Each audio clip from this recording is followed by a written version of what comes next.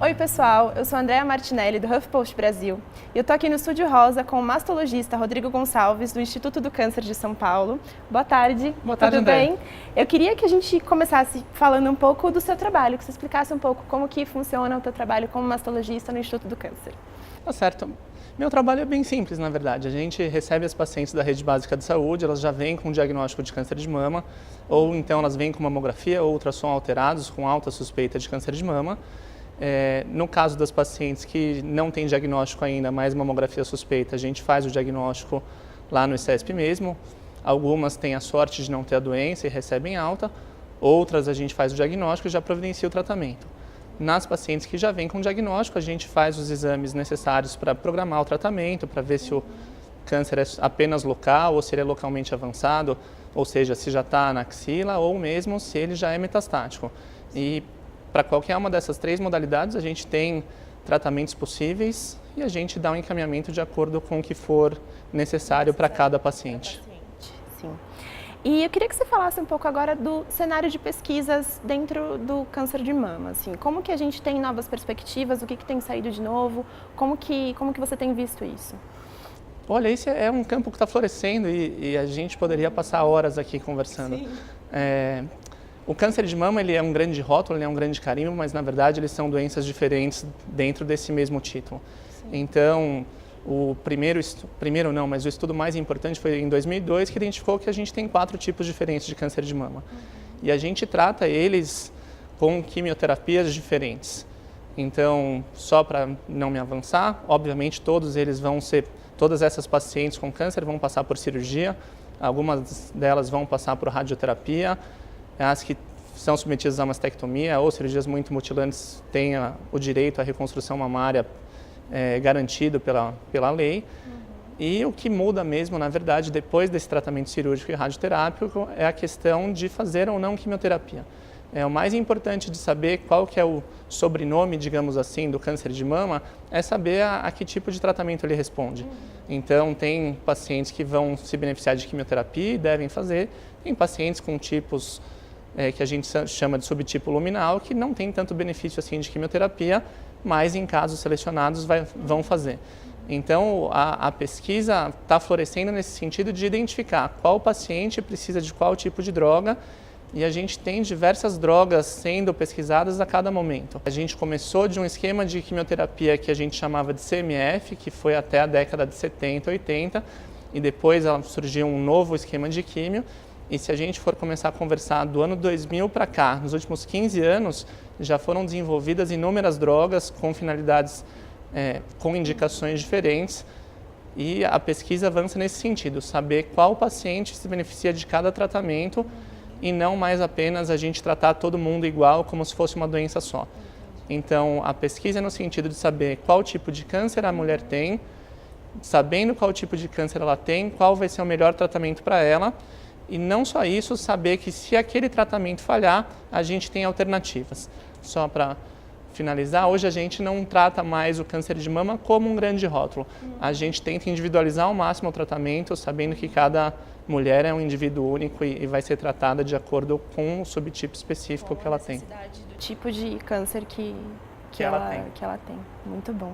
E eu queria que agora a gente especificasse um pouquinho mais sobre quais são as maiores evoluções nos tratamentos. Eu sei que você falou um pouquinho assim, dos tipos de quimioterapia que a gente tinha no passado e que a gente tem agora, e que a importância mesmo é quando você diagnostica o que aquela mulher precisa. Sim. Mas no quesito do tratamento, assim, teve alguma evolução? Como que a gente olha isso hoje? Assim?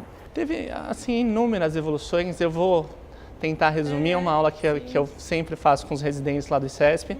A gente começa de 1890 com um cirurgião que chamava Halsted, e ele tirava, cirurgicamente, em termo leigo, né? Mas ele operava as mulheres e tirava a mama, o músculo peitoral maior, o músculo peitoral menor, os linfonodos da axila, e era uma mutilação tremenda. E a grande vantagem daquele tratamento é que a paciente ela não ia ter recidiva local, a doença não iria voltar na mama, nem no tórax, mas infelizmente a paciente morria da mesma forma porque ela ainda tinha metástase à distância.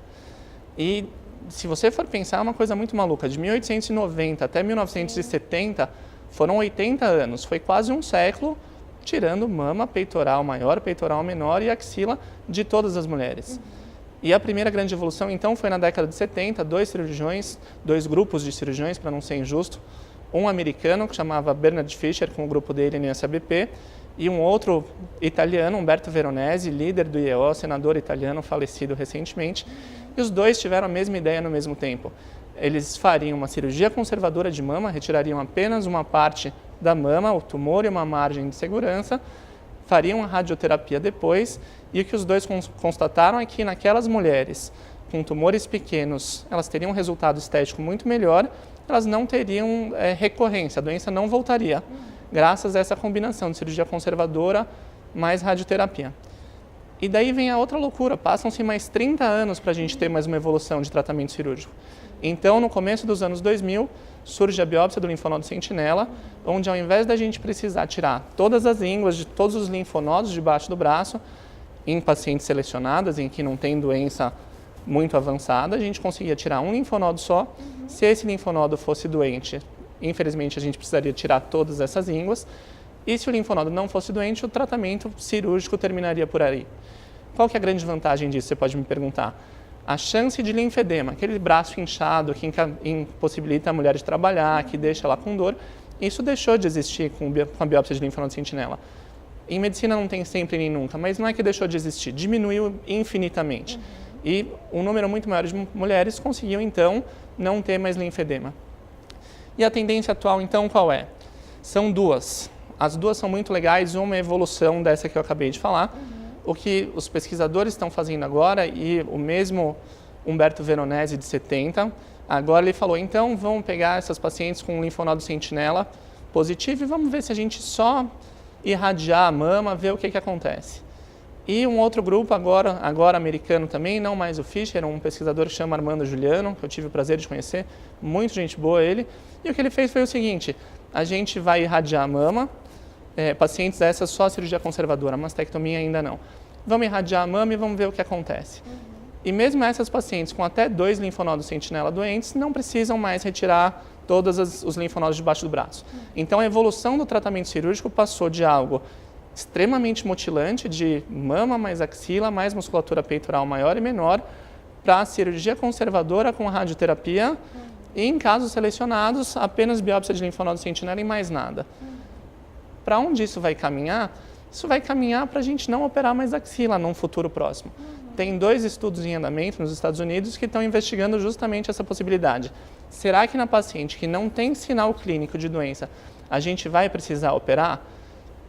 Seria muito irresponsável dar a minha opinião, eu quero muito que a gente não precise mais, mas nos próximos 5, 10 anos a gente vai ter essa resposta e talvez a gente caminhe então para uma paciente que vai tirar apenas o tumor, vai fazer a radioterapia e talvez não precise fazer nada na axila.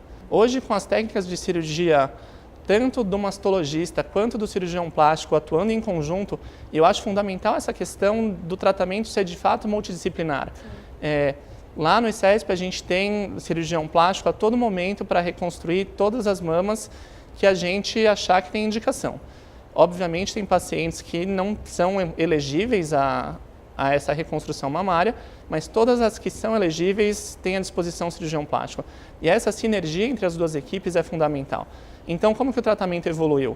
Eu consigo tirar um tumor com uma margem de segurança, que ainda na questão multidisciplinar, que o patologista vai olhar lá na hora e vai falar para mim se a margem está livre, e com isso eu tenho segurança para tirar a menor quantidade possível, tendo uma margem livre, e ainda que eu precise tirar uma parte maior da mama, fazer uma cirurgia um pouco mais mutilante, eu tenho a equipe de cirurgia plástica à disposição para fazer aquela reconstrução.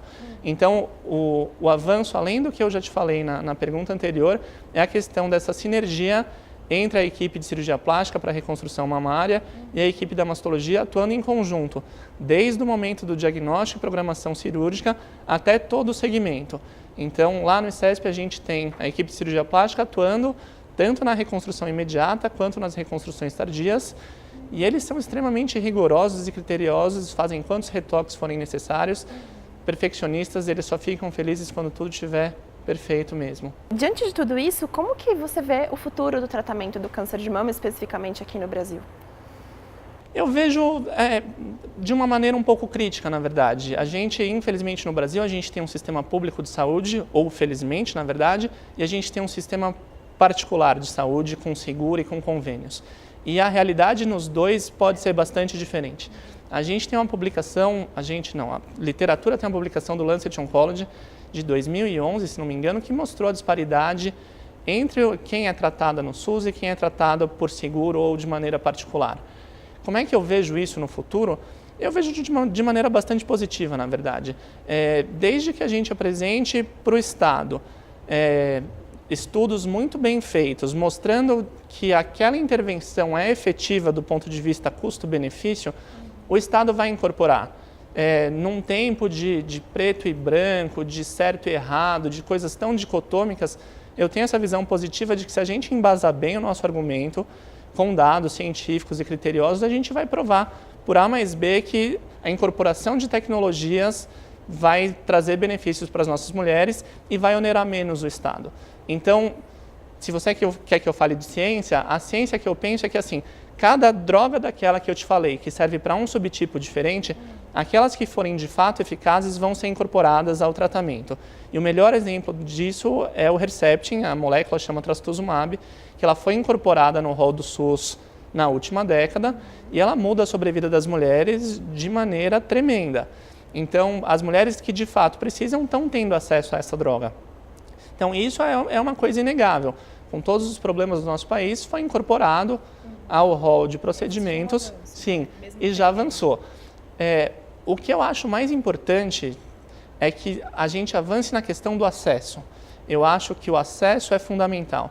Nos Estados Unidos, a gente tem 2/3 das mulheres com estadio inicial ao diagnóstico.